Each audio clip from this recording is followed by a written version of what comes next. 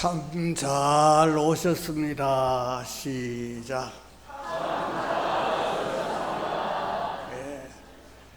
딴 길 가지 않고 하나님이 원하시고 기다리시는 곳에 와서 예배 드리는 여러분들의 모습을 하나님 보시고 오늘도 큰 은혜 베풀어 주실 줄로 믿으시기를 바랍니다.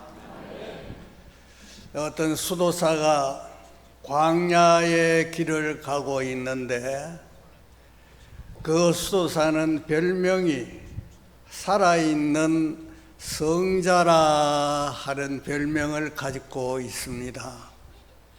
그래서 정말 성자가 맞는지 맞지 않는지 마귀가 나와서 시험해 보기로 했답니다. 예쁜 여인으로 변장해 나와서 유혹을 해 보았습니다. 그렇지만 그 수도사는 얼굴색 하나 변하지 아니하고 넘어가지를 않았습니다. 이번에는 큰 부자 된 사람으로 나타나서 돈으로 한번 유혹을 해보자. 그래서 돈으로 아무리 유혹을 해도 얼굴 색깔 하나 변하지 않고 마음의 요동을 느끼지를 못했습니다. 또 실패했습니다. 세 번째 유혹을 하기로 아주 권력 있는 자로 나타나서 권력으로 유혹을 해보았습니다. 그래도 아무런 변화를 느끼지 못한 마귀는 실망을 하게 되고 이렇게 해서 내가 물러날 수는 없지. 그래서 그는 아주 백마를 타고 나타나서 하는 얘기가 내가 방금 듣고 온 얘기인데 당신의 동생이 알렉산드리아에서 주교가 됐다고 결정이 났다네 하니까 그만 얼굴 색깔이 붉으락 푸르락 하면서 마음속에 질투심이 일어나고 있는 것을 목격할 수가 있었습니다. 세상에서 우리를 유혹하는 것이 세 가지인데 첫째는 여자고 두 번째는 돈이고 세 번째는 권력이고 이것에 넘어가지 않는 사람이 별로 없다고 하는데 이건 다 통과됐지만 그러나 동생이 출세했다는 말은 도저히 참아 넘길 수가 없어서 마음의 질투심이 막 일어나게 되는 모습을 얼굴 표정으로 느끼게 되어서 마귀가 승리했다는 얘기를 여러분들에게 방금 전해드립니다. 그런데 사람 누구에게나 다 질투심이 있다는 겁니다. 하나님이 인간을 창조하실 때 벌써 마음속에 한 구석에 질투라 하는 마음을 심어 놓았다는 겁니다. 평소에는 그것이 잘 작동하지 않지만 사촌이 논 샀다 하면 이게 막 작동하기 시작하는 겁니다. 옛날에는 사촌 논 사면 그랬는데 지금은 형제가 논 사도 질투심을 느끼게 된다. 그래서 모든 사람은 다 질투심이 있게 마련인 것입니다. 오늘 본문의 말씀은 하나님께서 천지를 창조하시고 사람을 창조하시고 아담과 하와를 하나님이 창조하시고 이 부부 사이에서 아들이 태어났는데 가인이라 하는 아들이 태어났어요. 이야, 아들 낳았다. 득남했다. 너무너무 좋아서 어쩔 줄 모릅니다. 그래서 그 부부가 가인은 정말 훌륭한 사람이다, 남자다, 득남했다 하면서 사랑을 퍼부었던 것입니다. 그래서 가인은 부모님의 이러한 돌봄 안에서 잘 성장을 했습니다. 그러다가 동생이 태어났습니다. 아벨이라 하는 동생이 태어났는데 허무라 하는 뜻도 있답니다. 가인을 키워보니까 정말 좋아서 어쩔 줄 몰라 했는데, 그러나 이 가인이 부모의 마음에 속될 행동을 하지 않고 부모의 속을 아주 후벼 파듯이 괴롭히고 있는 그런 걸 느끼게 된 것 같습니다.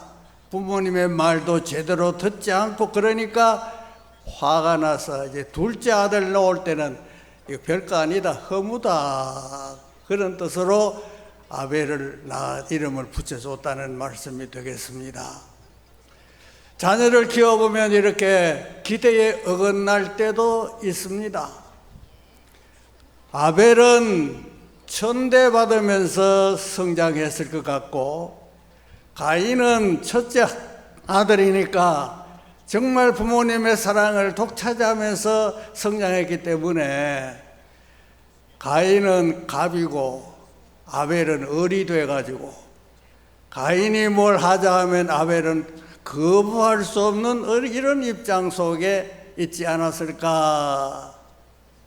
그래서 가인이 명령하면 아벨은 순종하는 이런 자로, 가인은 남자답다고 하면 아벨은 남자답지 못한 사람으로 그렇게 보여질 수가 있는 겁니다.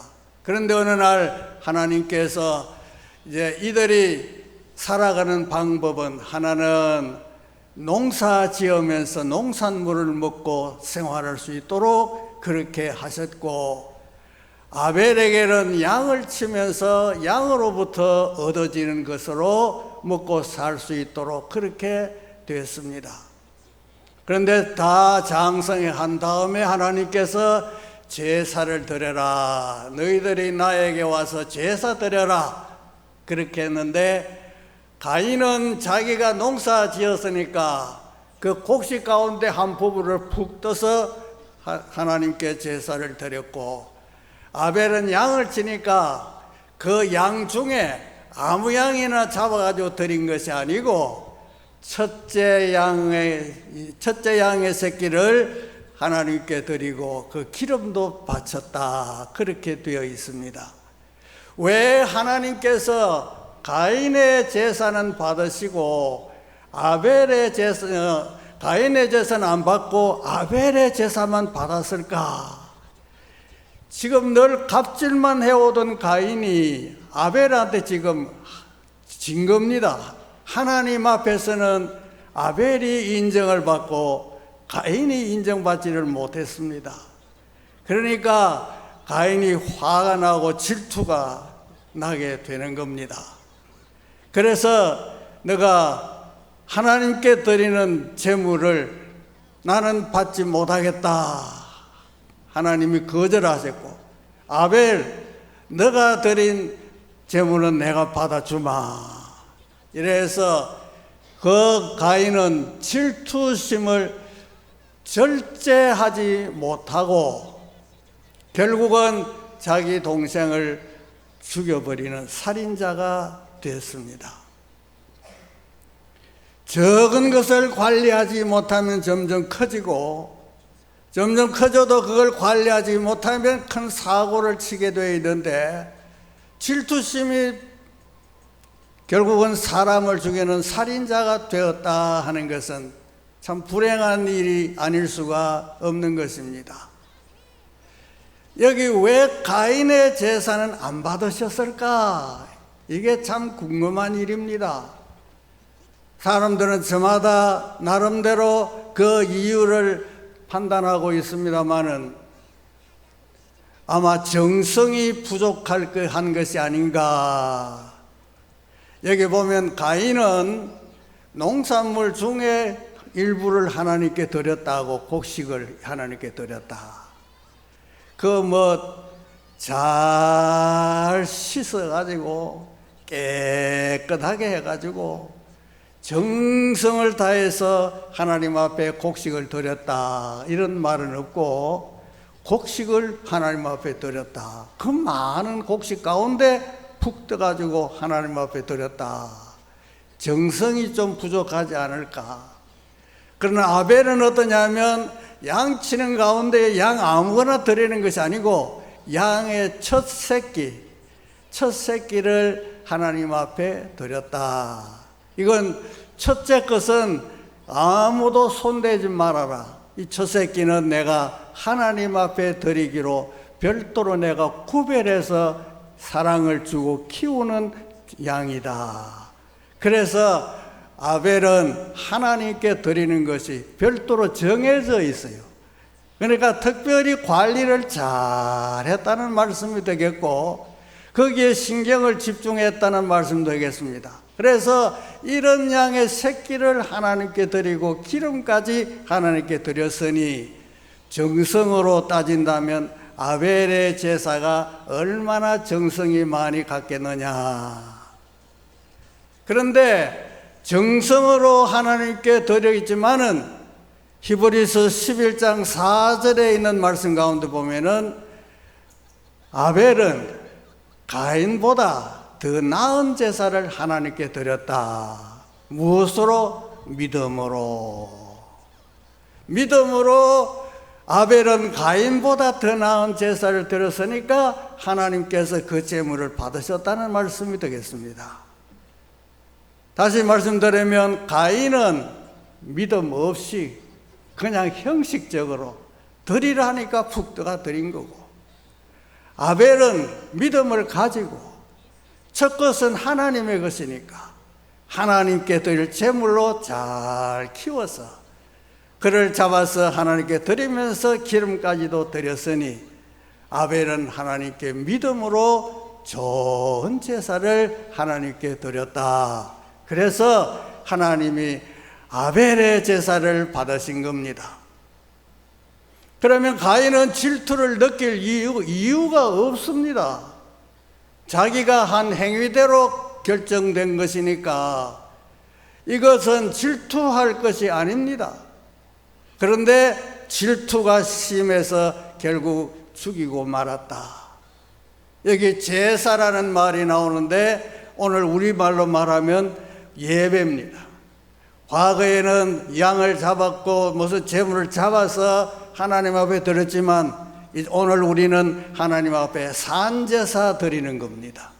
우리는 살아 움직이면서 우리 자신이 하나님께 드려진 제물과 같다는 말씀이 되겠는데, 그러니까 제사란 말은 예배란 말로 오늘 바꾸어 불러도 되는 것입니다.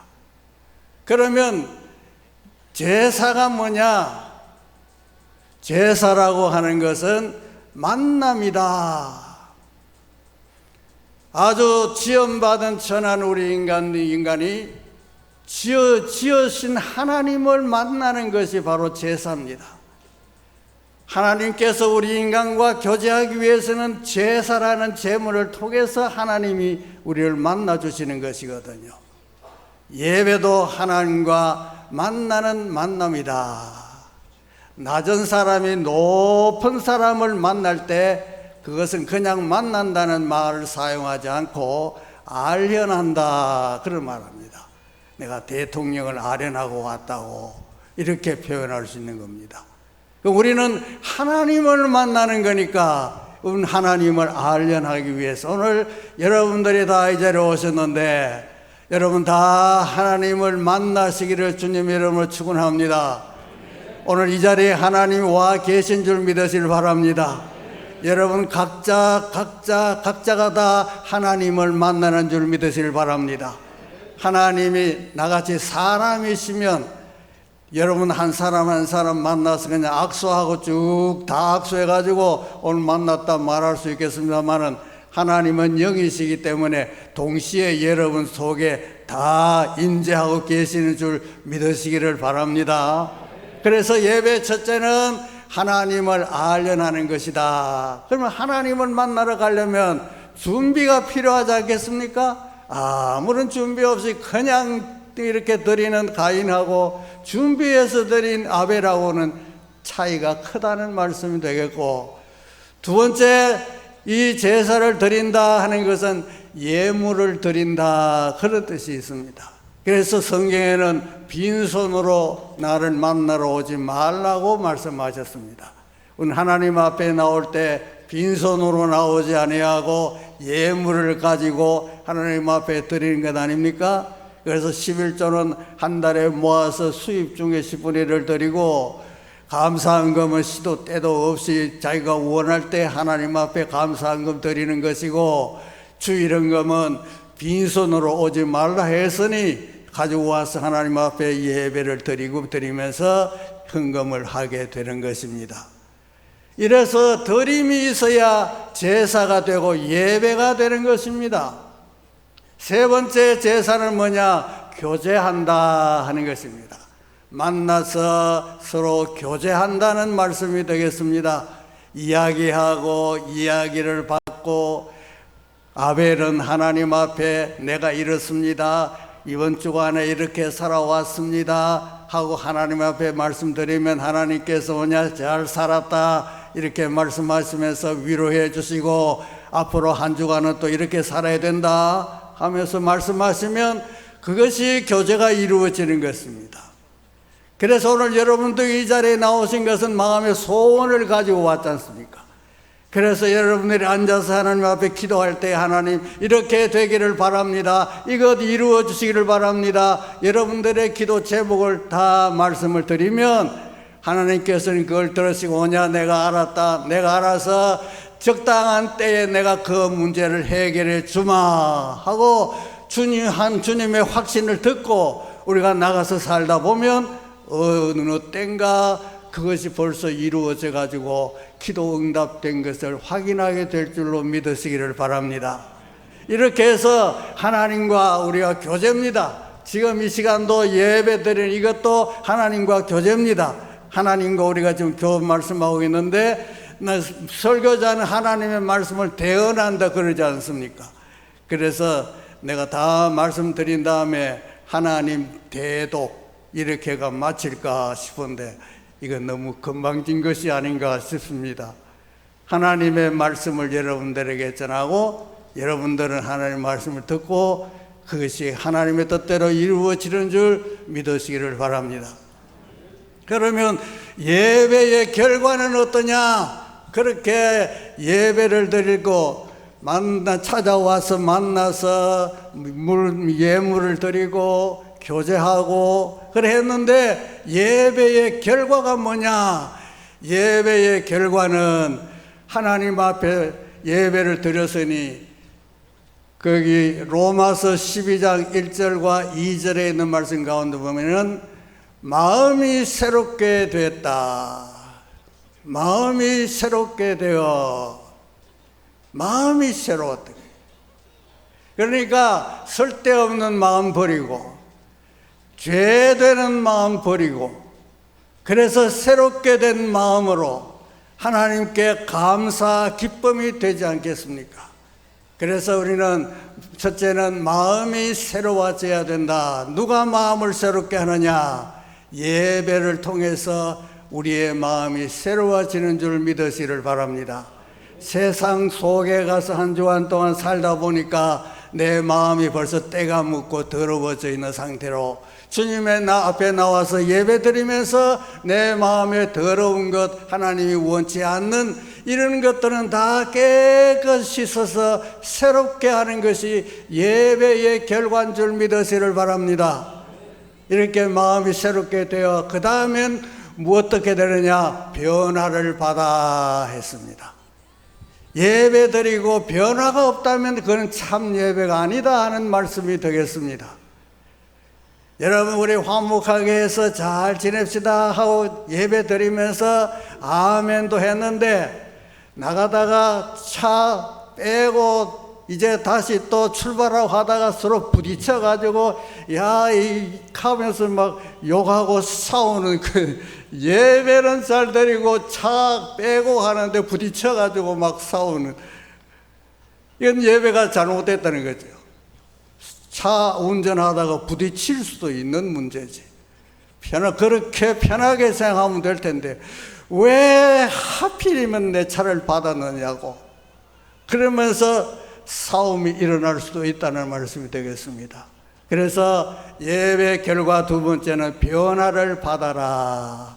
내 잘못된 것 변화돼야 됩니다. 가인도 제사가 왜 내 제사는 하나님이 안 받으셨지? 이렇게 생각해 보라는 말씀이 되겠습니다. 그리고 이렇게 변화되고 난 다음에는 하나님의 선하시고 기뻐하시고 온전한 뜻이 무엇인지 분별하도록 하라. 하나님의 뜻을 분별하면서 살아라. 어느 것이 선한 것인지, 어느 것이 기쁨이 되는 것인지, 어느 것이 온전한 것인지 하나님의 뜻을 찾아가면서 살아라고 그렇게 말씀하고 있는 것입니다. 이렇게 해서 예배를 잘 드리면 마음이 새로워지고 내가 변화를 받아서 하나님의 뜻을 알아 그 뜻대로 사는 승리자가 될 줄로 믿으시기를 바랍니다. 제목은 질투라고 붙여놓고 왜 거기에 대한 말씀을 하지 않습니까? 이제 하려고 그럽니다. 오늘 예배 시간 길어지겠다고 기대하는 사람이 있는데 결코 길지 않습니다. 여기 질투라고 하는 것은 참 중요한 것인데 다스려야 되는 겁니다. 마음에서 안 일어날 수는 없습니다. 누구든지 다 일어나요. 겉으로는 참 축하한다 하지만 속에서는 질투심이 일어나는 경우가 많이 있습니다. 그걸 잘 다스리니까 아무 문제 없고 축하한다는 그 말만 살아있고 마음속에 움직임은 내가 안 보여주니까 축하하는 것으로 받아들이니까 감사하지 않습니까? 가인은 이걸 조절하지 못했다 하는 말씀이 되겠습니다. 그러면 첫째로 조절하려면 절제하려면 질투를 이기려면 어떻게 되느냐? 하나님께 대한 온전한 믿음이 있어야 되는 줄 믿으시길 바랍니다. 하나님께 온전한 믿음, 하나님은 실수가 없으신 하나님, 하나님께서 이렇게 하셨을 때는 이유가 분명히 있을 것이다. 그래서 그 하나님의 뜻을 그대로 믿음으로 받아들이자 그 말입니다. 저 사람은 저렇게 되고 이 사람이 이렇게 되는 그런 경우가 있는 것입니다. 여러분, 질투에는 두 가지가 있다는 건데 첫째는 어떤 질투냐? 같아져야 한다 하는 것이 질투 중에 하나입니다. 같아져야 된다. 나하고 내하고 똑같아야지 차별이 있느냐? 그걸 안 된다는 겁니다. 그래서 모두가 다 공평해야 된다고 주장하는 것이 이 질투심의 하나의 일부인 것입니다. 나는 잘 못 사는데 너는 잘 살아. 두고 보자. 네 재산 빼앗아 가지고 내 생활에 쓸 테니까. 이래서 부잣집껏 털어가지고 가난한 집에 나누어 주고 어른들에게 그 참 좋은 일 같습니다만은 그게 균등하게 되자. 우리 다 같이 잘 살자. 이것이 질투심에서 나온 결과입니다. 여러분, 다 같이 잘 살 수 있겠습니까? 능력이 다른데 결코 그렇지 않습니다. 잘 사는 사람은 이유가 있고 잘 못 사는 사람은 그게 또 이유가 있고 하나님께서 선택하신 거니까 그걸 환경을 내가 그대로 받아들이자는 것입니다. 하나님의 뜻이 있으실 것이 아닌가. 여러분, 요나단과 다윗의 얘기 잘 듣고 계시죠? 사울이 왕인데 왕 다음에 왕 될 사람은 요나단입니다. 그런데 하나님은 사울을 왕위로 폐하시고 요나단을 왕으로 세운 것이 아니라 다윗을 왕으로 세웠지 않습니까? 그러면 요나단과 다윗 사이는 이건 같이 있을 수 없는 존재입니다. 내가 왕이 돼야 되는데 다윗 너 때문에 나는 왕이 못 됐다 하면서 살짝이 다윗을 죽일 수도 있습니다. 그런데 요나단은 그렇지 않습니다. 거기에 현혹되지 않고 하나님 하시는 뜻에 온전히 순종해서 받아들여 가지고 다윗을 사랑하게 되고 여인의 사랑보다 더 사랑이 깊었다고 말하고 있습니다. 요나단은 결코 질투심에 유혹되는 자가 아니었더라는 말씀이 되겠습니다. 그 다음에 두 번째 질투는 어떤 것이 있느냐? 차별을 두는 겁니다. 나하고 똑같지 않다 차별을 두는 것입니다. 그것은 어떤 뜻이냐면 너는 나보다 잘 살지 않느냐? 나도 너보다 더 잘 살 것이다 하면서 더 잘 살기 위해서 노력을 더하는 것입니다. 그래서 첫 번째 얘기하는 것은 균등해야 된다. 이것은 공산주의, 사회주의식 방식이고 차별을 둬야 된다. 잘 사는 사람도 있고 못 사는 사람도 있고, 이거 차별을 둔다는 것은 바로 민주주의 그리고 자본주의적인 방식이 되겠습니다. 공산주의, 사회주의식은 하향 평등을 말하는 것이고, 자본주의, 민주주의는 상향 평등을 주장하는 것으로 볼 수도 있는 일이겠습니다. 우리는 다 같지 않습니다. 차별이 있는 것을 우리는 인정하시고 하나님께 그 내용을 잘 깨달아 알아서 하나님 앞에 영광을 돌리는 삶을 살 수 있기를 바랍니다. 두 번째는 어떻게 하면 그러면 이 질투를 다스릴 것이냐? 비교하지 말아야 되는 것입니다. 모든 것은 비교하는 데서 오는 것입니다. 하다 보면 저 사람보다 내가 비교해 보면 차이가 나니까 거기서 질투심을 느끼게 되는 건데, 하나님은 정하신 뜻대로 행하시는 것이니까 하나님 하는 건 다 옳은 줄 믿으시고, 틀이 차등이 있더라도 하나님의 뜻이 옳은 줄 믿으시고 서로 비교하지 마시기 바랍니다. 키 누가 크냐 그냥 재보지 마시고 내 키가 표준이다 그렇게 생각하세요. 나보다 큰 사람은 좀 큰 사람이고 나보다 적은 사람은 조금 적은 사람이고 내 키가 표준이다 생각하시면 여러분 다 키가 표준이십니다. 어떻게 내가 마음을 먹느냐에 따라서 다 달라집니다. 비교하지 마시고 그렇게 나대로 사시기를 주님 이름으로 축원합니다. 그 다음에 세 번째는 어떻게 해야 되느냐? 감사하면서 살자 하는 것입니다. 하나님의 뜻이 뭐냐? 항상 기뻐하고 범사에 감사하라. 이것이 너희를 향한 하나님의 뜻이니라. 감사하고 기뻐하면서 이렇게 살아간다면 하나님 기뻐하시고 우리 모두 기뻐하시고 우리 교회 성도들도 다 기쁨으로 살아가게 될 줄로 믿으시기를 바랍니다. 그래서 질투라는 마음은 빼려고 생각하지 마세요. 다 있습니다. 그냥 놔두세요. 그리고 관리만 잘하면 사고 안 칩니다. 그대로 주님 주신 달란트대로 승리하는 삶을 살 수 있기를 주님의 이름으로 축원합니다. 기도드리겠습니다. 하나님 아버지,